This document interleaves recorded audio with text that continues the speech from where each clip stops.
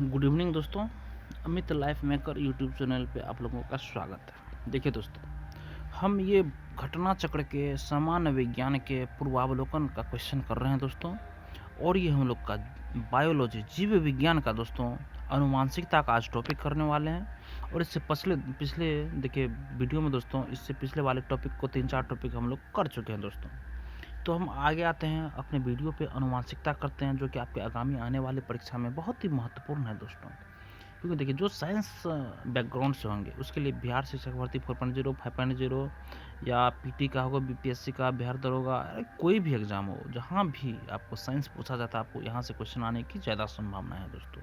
तो हम लोग देखिए पहले नोट्स पढ़ लेते हैं दोस्तों, उसके बाद इसी बेसिस पे जो क्वेश्चन है उनको कर लेंगे। सबसे पहले देखिए अनुवांशिकता। देखिए, सजीवों के वे लक्षण जो एक पीढ़ी जनरेशन से दूसरी पीढ़ी में प्रसारित होते हैं वंशागत या आनुवंशिक लक्षण कहलाते हैं। आनुवंशिक लक्षणों के एक पीढ़ी से दूसरी पीढ़ी में जाने अर्थात प्रसारित होने की प्रक्रिया आनुवंशिकता कहलाती है। आनुवंशिकता की खोज ग्रेगर जॉन मेंडल ने की थी दोस्तों। हेरेडिटी की खोज किसने की थी? तो ग्रेगर जॉन मेंडल ने की थी। देखिए, ये ऑस्ट्रिया देश के ब्रुन नामक शहर में पादरी थे दोस्तों, जिन्हें पोप कहा जाता है दोस्तों। देखिए, इन्हें आधुनिक आनुवंशिकी का पिता भी कहा जाता है। उसके बाद दोस्तों देखिए, father of modern genetics Gregor John Mendel. देखिए, इन्होंने उद्यान मटर के पौधे में 7 लक्षणों की तुलनात्मक विभिन्नताओं की वंशागति के लिए संकरण प्रयोग किए तथा उसका विस्तृत अध्ययन किया। इनके प्रयोग से संबंधित निम्नलिखित नियम है दोस्तों। प्रभाविता का नियम, लॉ ऑफ डोमिनेंस। 2 में दोस्तों पृथक्करण का नियम, लॉ ऑफ सेग्रेशन, तथा स्वतंत्र अपव्यूहन का नियम, लॉ ऑफ इंडिपेंडेंट असॉर्टमेंट है दोस्तों। जीवों में आनुवंशिकता लक्षण क्रोमोसोम द्वारा संतान में ले जाए जाते हैं। ये न्यूक्लियो प्रोटीन के बने होते हैं। क्रोमोसोम नाम सर्वप्रथम वाल्डेयर 1888 ने प्रस्तुत किया था। क्रोमोसोम पर स्थित डीएनए की बनी ऐसी अति सूक्ष्म संरचनाएं जो आनुवंशिक लक्षणों का धारण एवं उनका एक पीढ़ी से दूसरी पीढ़ी में स्थानांतरण करती है, जीन कहलाती है। देखिए दोस्तों, जीन जीवों के शरीर में आनुवंशिकता की मूलभूत इकाई है। सामान्यतः किसी भी प्रजाति में गुणसूत्रों क्रोमोसोम की संख्या निश्चित व स्थिर रहती है, कांस्टेंट रहती है। गुणसूत्रों की संख्या आयु अथवा वजन के साथ परिवर्तित नहीं होती है। किसी भी जीव के डीएनए में विद्यमान समस्त जीनों का अनुक्रम जीनोम कहलाता है। जीनोम के सभी गुणसूत्रों का संरचनात्मक एवं प्रकार्यात्मक संगठन जीनोम चित्रण कहलाता है। प्लवमान जीन या जंपिंग जीन के सिद्धांत का प्रतिपादन बारबरा मैक्लिंटॉक ने किया था और इस खोज के लिए उन्हें चिकित्सा विज्ञान क्षेत्र के नोबेल पुरस्कार से सम्मानित किया गया था। इन्होंने दोस्तों मक्का के पौधे पर अपना अनुसंधान किया था। अध्ययन के तौर पर इन्होंने देखा कि जंपिंग जीन्स द्वारा जो आनुवंशिक परिवर्तन होते हैं उससे मक्का के दाने पर कुछ धब्बे पड़ जाते हैं। नए प्रयोग के आधार पर यह निष्कर्ष निकाला गया कि सभी कोशिकाओं में डीएनए के खंड होते हैं जिसे ट्रांसपोजेबल तत्व या ट्रांसपोजन कहते हैं, जिनका विकास की प्रक्रिया में महत्वपूर्ण योगदान है। जीव कोशिकाओं में 2 प्रकार के न्यूक्लिक अम्ल डीएनए या आरएनए होते हैं। ये न्यूक्लियोटाइड के बहुलक हैं, अर्थात ये बहुत से न्यूक्लियोटाइड से मिलकर बनते हैं। प्रत्येक न्यूक्लियोटाइड 3 अणुओं से मिलकर बनता है दोस्तों। देखिए, पहला है नाइट्रोजनी बेस, प्यूरिन एवं पिरिमिडीन, और 2 में है दोस्तों पेंटोज शुगर, तथा 3 में है दोस्तों फास्फेट। देखिए दोस्तों, प्यूरिन बेस एडेनिन तथा ग्वानिन डीएनए तथा आरएनए दोनों में समान होते हैं। पिरिमिडीन बेस आरएनए में साइटोसिन तथा यूरेसिल, जबकि डीएनए में दोस्तों साइटोसिल तथा थाइमिन होते हैं। देखिए, डीएनए में डीऑक्सीराइबोज तथा आरएनए में राइबोज शर्करा होती है। यह एक गलत धारणा है कि doctor James Watson, doctor Francis Crick, MHF Wilkins तथा फ्रैंकलिन नामक वैज्ञानिकों ने डीएनए की खोज की थी। वस्तुतः इन वैज्ञानिकों ने एक्सरे विश्लेषण द्वारा वर्ष 1953 में डीएनए का कुंडलीकार विन्यास प्रस्तुत किया था। वास्तव में डीएनए की पहचान सर्वप्रथम वर्ष 1869 ईस्वी में स्विस रसायन शास्त्री फ्रेडरिक मिशर ने की थी दोस्तों, 1869 ईस्वी में। और सामान्यतः डीएनए से आरएनए की कॉपी बनती है। यह प्रक्रिया अनुलेखन ट्रांसक्रिप्शन कहलाती है। कुछ वायरस में आरएनए से डीएनए की कॉपी बनती है। यह प्रक्रिया रिवर्स ट्रांसक्रिप्शन कहलाती है। इस प्रक्रिया में दोस्तों रिवर्स ट्रांसक्रिप्शन एंजाइम बनता है। देखिए दोस्तों, डीएनए से आरएनए जो कॉपी होता है उसको क्या बोलते हैं? ट्रांसक्रिप्शन, अनुलेखन। और जो उल्टा आरएनए से डीएनए बनता है उसे रिवर्स ट्रांसक्रिप्शन कहलाते हैं दोस्तों। देखिए, एक्सरे तकनीक व्यवसाय में लगे व्यक्तियों को अपनी कोशिकाओं के डीएनए में अस्थायी परिवर्तन का खतरा रहता है। ध्यातव्य है कि डीएनए एक न्यूक्लिक अम्ल है जो आनुवांशिक पदार्थ के रूप में कार्य करता है। और इस पे दोस्तों अब हम लोग क्वेश्चन कर लेते हैं। नोट्स खत्म हो चुका है। देखिए, पहला क्वेश्चन है दोस्तों, वर्तमान आनुवांशिकी विज्ञान का जनक कौन है? वर्तमान में जो आनुवांशिक विज्ञान है दोस्तों उसका जनक है ग्रेगर जॉन मेंडल। देखिए, वहाँ आनुवांशिकता की खोज ग्रेगर जॉन मेंडल ने की थी, इसलिए इन्हें आनुवांशिक विज्ञान का जनक कहा जाता है। 2 नंबर में है दोस्तों, आनुवांशिकता के जनक के रूप में विख्यात वैज्ञानिक है कौन? तो दोस्तों जीजे मेंडल, ग्रेगर जॉन मेंडल है दोस्तों। और देखिए 3 नंबर क्वेश्चन है दोस्तों, मेंडल ने अपने चिर प्रतिष्ठित वंशागति नियमों को प्रतिपादित करने में किस जीवधारी का उपयोग किया था? वह था दोस्तों गार्डन पी, मतलब मटर। और इसका सॉल्यूशन देखते हैं दोस्तों। ग्रेगर जॉन मेंडल को आनुवांशिकी का पिता कहा जाता है। उन्होंने मटर के पौधे पर अपना प्रयोग किया था। मेंडल ने सर्वप्रथम मटर के पौधे में मौजूद 7 प्रकार के गुणों का अध्ययन कर 3 नियम प्रतिपादित किए जो अधोलिखित है दोस्तों। 1 में है प्रभाविता का नियम, 2 में है पृथक्करण का नियम एवं 3 में है दोस्तों स्वतंत्र अपव्यूहन का नियम। और अगला क्वेश्चन है दोस्तों हम लोग का 4 नंबर में है, मेंडल के आनुवांशिकता का सिद्धांत किस पर आधारित है दोस्तों? तो लैंगिक जनन पर आधारित है दोस्तों। देखिए, मेंडल के आनुवांशिकता का सिद्धांत लैंगिक जनन पर आधारित है। अगला क्वेश्चन है, जीनोम चित्रण, जीनोम मैपिंग का इनमें संबंध है दोस्तों।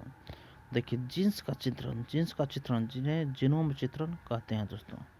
जीनोम चित्रण, जीनोम मैपिंग का संबंध जीन्स के चित्रण से है। किसी भी जीव के डीएनए में विद्यमान समस्त जीनों का अनुक्रम जीनोम कहलाता है। जीनोम के सभी गुणसूत्रों का संरचनात्मक एवं प्रक्रियात्मक संगठन जीनोम चित्रण कहलाता है।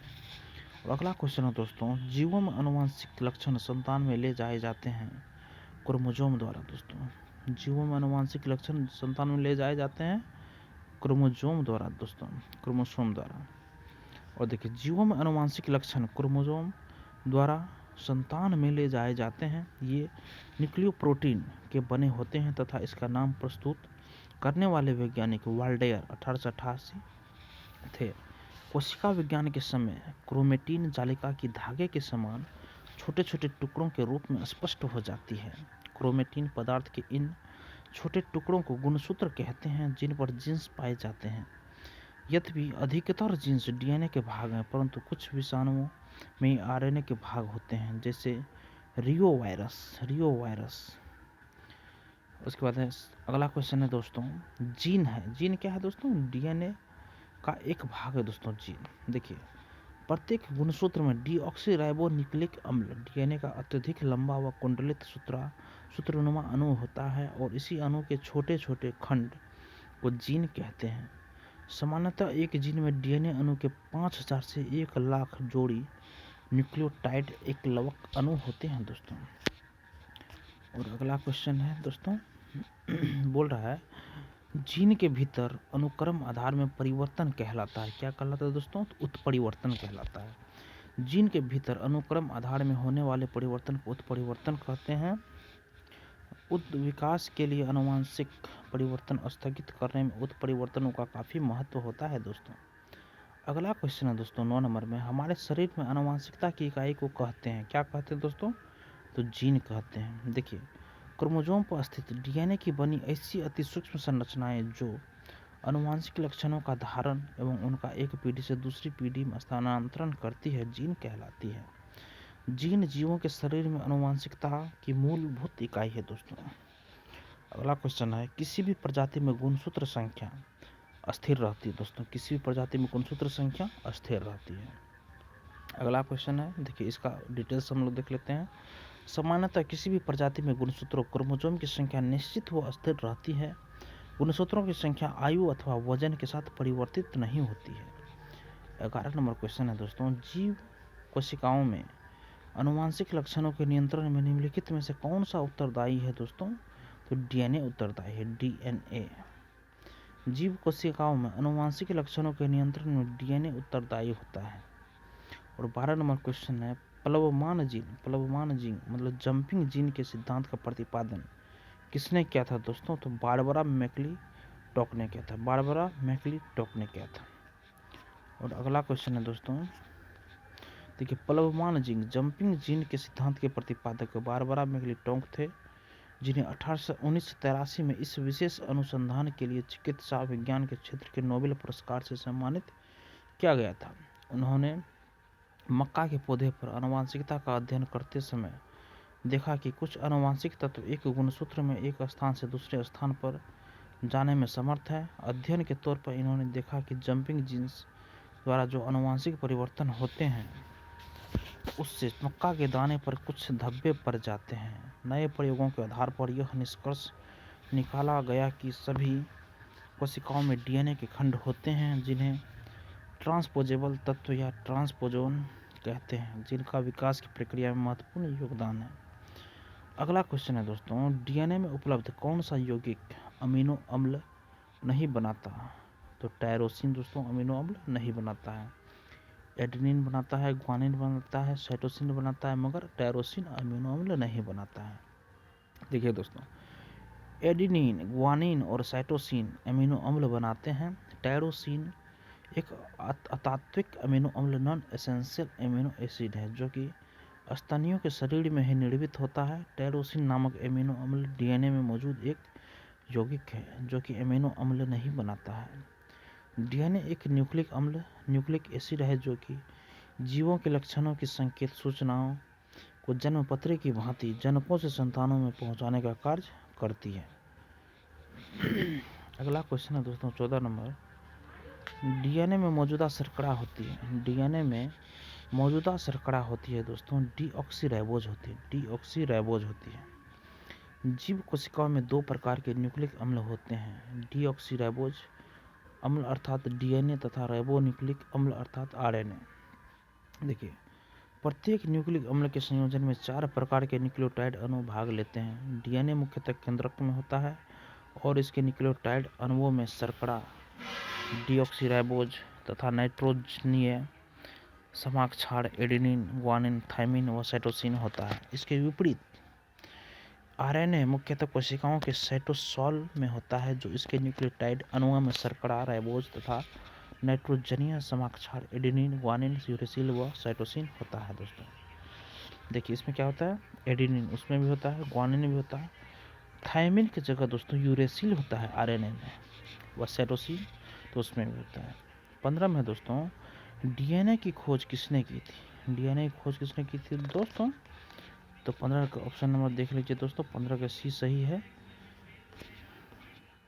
15 का सी क्या है दोस्तों? जोहानसन। डीएनए की खोज, देखिए यह एक गलत धारणा है कि doctor James Watson, doctor Francis Crick, F Wilkins तथा फ्रैंकलिन नामक वैज्ञानिकों ने डीएनए की खोज की थी। वस्तुतः इन वैज्ञानिकों ने एक्सरे विश्लेषण द्वारा वर्ष 1953 में डीएनए का कुंडली कार विन्यास प्रस्तुत किया था। वास्तव में डीएनए की पहचान सर्वप्रथम वर्ष 1869 में स्विस रसायन शास्त्री फ्रेडरिक मिशर ने की थी। 16 नंबर क्वेश्चन है दोस्तों, डीएनए की द्विकुंडलिनी संरचना किसके द्वारा की गई है दोस्तों? तो वाटसन तथा क्रिक के द्वारा की गई है। देखिए, James Watson, Francis Crick, F Wilkins तथा फ्रैंकलिन नामक वैज्ञानिकों ने एक्सरे विश्लेषण द्वारा डीएनए की द्विकुंडलिनी संरचना प्रस्तुत किया। इसके अनुसार एक सीढ़ी की भांति डीएनए का अणु सीधा नहीं होता बल्कि सर्पिलाकार सीढ़ी सदृश अर्थात द्विकुंडलिनी डबल हेलिकल संरचना के रूप में होता है। एक डीएनए कुंडली में एक पूरा घुमाव 3.4 नैनोमीटर लंबा होता है। इस पूरे घुमाव में 10 क्षारक युग्म होते हैं तथा प्रत्येक क्षारक युग्म परस्पर 0.34 नैनोमीटर की दूरी पर होते हैं।